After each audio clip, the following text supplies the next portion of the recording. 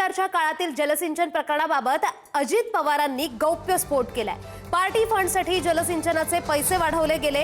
1995 ते 1999च्या युतीच्या काळात जलसिंचनाचे पैसे वाढवले असं अजित पवार म्हणाले। पुढे कारवाई केली असती तर हाहाकार माजला असता असंही त्यांनी म्हटलंय। जलसिंचनाच्या फाईलवरून अजित पवारांनी आता गौप्यस्फोट केलेला समोर येतोय। तर 25 वर्ष अजितदादांनी ही माहिती का दडवली असा सवाल तत्कालीन जलसंपदा मंत्री एकनाथ खडसे यांनी विचारलाय। त्यात पुरंदर उपसा सिंचन योजना ही 330 कोटी रुपयाची झालेली होती। मी आल्यावर ती रद्द केली। पुन्हा त्याच्याबद्दल काही अधिकाऱ्यांनी सांगितलं दादा ह्याच्यात गडबड आहे आणि मी त्याचा पुन्हा नवीन एस्टिमेट करायला सांगितलं। पत्रकार मित्रांनो 220 कोटी झालं। 220 330 आणि 220 मी नंतर अधिकाऱ्याला विचारलं अरे 110 कोटी रुपये कसे काय वाढले। ते म्हणले आम्हाला सांगण्यात आलं की आम्हाला पार्टी फंड पाहिजे। वास्तविक ते काढलं असतं तर अक्षरशः हाहाकार माजला असता, कारण सगळे पुरावे होते, सह्या होत्या फाईल। तर आपल्यासोबत जोडले गेलेले आहेत माजी मुख्य अभियंता जलसिंचन विभागाचे विजय पांढरे सर। तर विजयजी काय सांगाल की आता अजित पवारांचा इतका मोठा गौप्यस्फोट समोर येतोय, काय नेमकी प्रतिक्रिया आहे?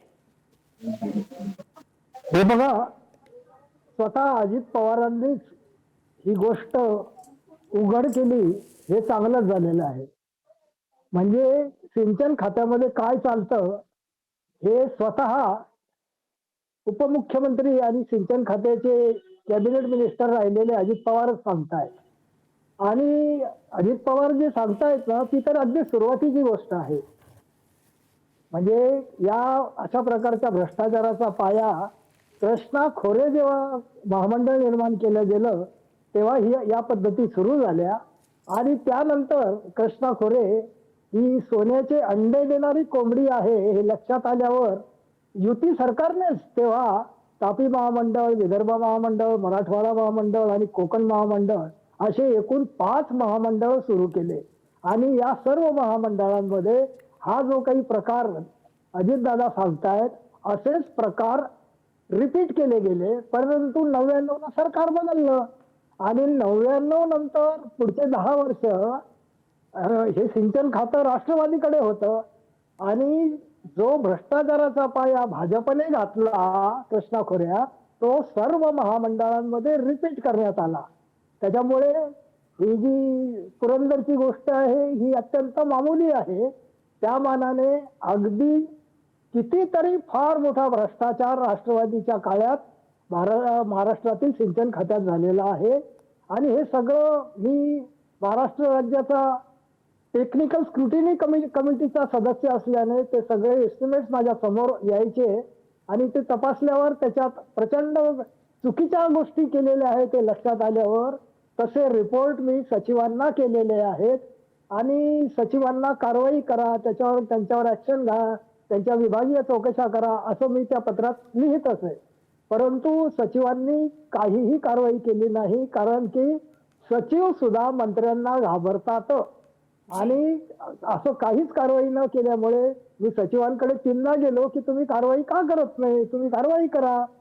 तर शेवटी सचिव माझ्यावर चिडले आणि हा विषय पुन्हा काढायचा नाही असं म्हटलंय। या सगळ्या भानगडी मंत्र्यांच्या आहेत आणि मंत्र्यांच्या भानगडीमध्ये तुम्ही लक्ष घालू नका, अन्यथा तुम्हाला त्रास होईल असं त्यांनी मला स्पष्ट सांगितलं। आणि असं सांगितल्यानंतर माझ्या समोर इलाज उरला नाही आणि मला राज्यपालांकडे जावं लागलं आणि राज्यपालांना मी मग ती सविस्तर माहिती दिली आणि मुख्यमंत्र्यांकडे ते पत्र आल्यानंतर मग मुख्यमंत्र्यांनी सर्व तपास करून, म्हणजे मी पत्र दिल्यानंतर 6 महिन्याने माझे पत्र मीडियामध्ये आलेले आहेत। 6 महिने आतमध्ये सगळी चौकशी करण्यात आली आणि त्यानंतर मग हे बाहेर आल्यानंतर चितळे कमिटी नेमण्याचा निर्णय घेण्यात आला आणि त्यावेळेस खरं म्हणजे अजितदादांची चौकशी करावी याबद्दल फाईल टाकली गेली। आर पाटील गृहमंत्री असताना त्यांनी त्याला ग्रीन सिग्नल दिला आणि ती फाईल पृथ्वीराज चव्हाणांकडे जाण्याच्या पूर्वीच राष्ट्रवादीने सरकारचा पाठिंबा घेऊन ते सरकार पाडून टाकलं जी आणि ती गोष्ट अशी अर्धवटच जी. राहिली. आणि मग फडणवीस सत्तेवर आल्यानंतर फडणवीसांनी पहिल्यांदा त्या आर आर पाटलांच्या फाईलवर सही केली आणि चौकशीचे आदेश दिले. जी आणि जी मग धन्यवाद ती विजय सर दिलेल्या या सविस्तर प्रतिक्रियेबाबत.